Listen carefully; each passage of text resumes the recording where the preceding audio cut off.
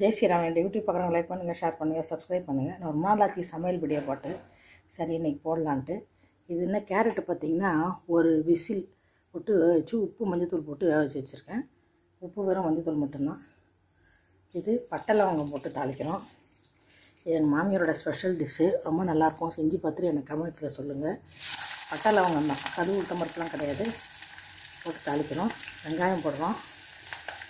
வெங்காயம் வதங்கினோன்னு நம்ம வேக வச்சுருக்கோம் பாருங்கள் கேரட்டு, அதை போடணும். கொத்தமல்லி தழை இருந்தால் போட்டுக்கலாம். இப்போதைக்கு எனக்கு கொத்தமல்லி தழை இல்லை, நல்லா கருவேப்பிலை மட்டும் போட்டுக்கணும்.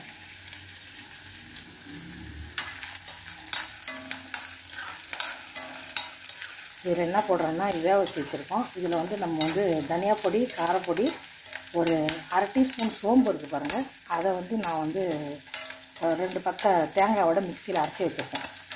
அதுதான் முக்கியமாக இதுக்கு டேஸ்ட்டு கொடுக்குறது. அதை நம்ம கட்டாயம் போட்டுக்கலாம். இப்போ வந்து வதங்கிட்டுருக்கு. வெங்காயம் வதங்கிட்டோம்.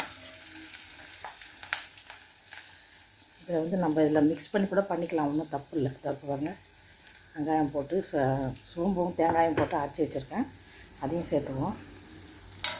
இது என்ன செய்யணும்னா, இரும்பு வானலில் போட்டிருக்கோம் பாருங்கள். இது மொத்தமே கொட்டிட்டு எல்லாம் மிக்ஸ் ஆன பிறகு கொஞ்சம் அள்ளி வச்சுட்டு கொஞ்சம் கொஞ்சமாக வதக்கணும். மொத்தமாக போட்டு வதக்கிங்கன்னா வானல் சின்னது, இரும்பு வானல் தான் உங்களுக்கு நல்லா இதாக இருக்கும், ஃப்ரைக்கு நல்லா வரும். நான் எப்போவுமே இரும்பு வானல் தான் யூஸ் பண்ணுவேன். நீங்களும் அந்த மாதிரி இரும்பு வானல் பழக்கப்படுத்திங்க, உடம்புக்கு எனக்கு இரும்பு சத்தும் கிடைக்கும். அதோடு இல்லாமல் ஃப்ரைக்கும் நல்லாயிருக்கும்.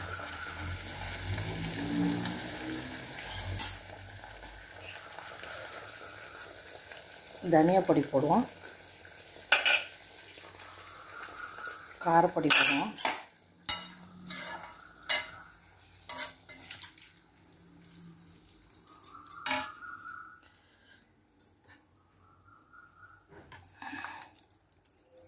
கொஞ்சம் தேங்காயும் சோம்பும் அரைச்ச பேஸ்ட்டு இதையும் போட்டுட்டு இதை சிம்மில் வச்சு ஒரு 1/4 மணி நேரமாவது வறுக்கணுங்க. அப்போ தான் அந்த ப்ரௌன் கலரில் வரும். அந்த கலர் மாறி போயிடும், கேரட்டோட கலர் மாறி போய் ப்ரௌன் கலரில் வரும். நான் இது சுத்தமாக பண்ண பிறகு நான் உங்களுக்கு ஒரு சின்ன ஒரு யூடியூப் மாதிரி சின்னது வைக்கிறேன். அதில் பார்த்தீங்கன்னா எந்த அளவுக்கு வெந்திருக்குன்னு உங்களுக்கு தெரிஞ்சிருக்கும். இது நல்லா தண்ணி வஞ்சி நல்லா ஃப்ரை ஆன பிறகு நிறுத்திக்கலாம். நீங்கள் அதுமாதிரி செஞ்சு பாருங்கள், ரொம்ப நல்லாயிருக்கும். லைக் பண்ணுங்கள், ஷேர் பண்ணுங்கள், சப்ஸ்கிரைப் பண்ணுங்கள்.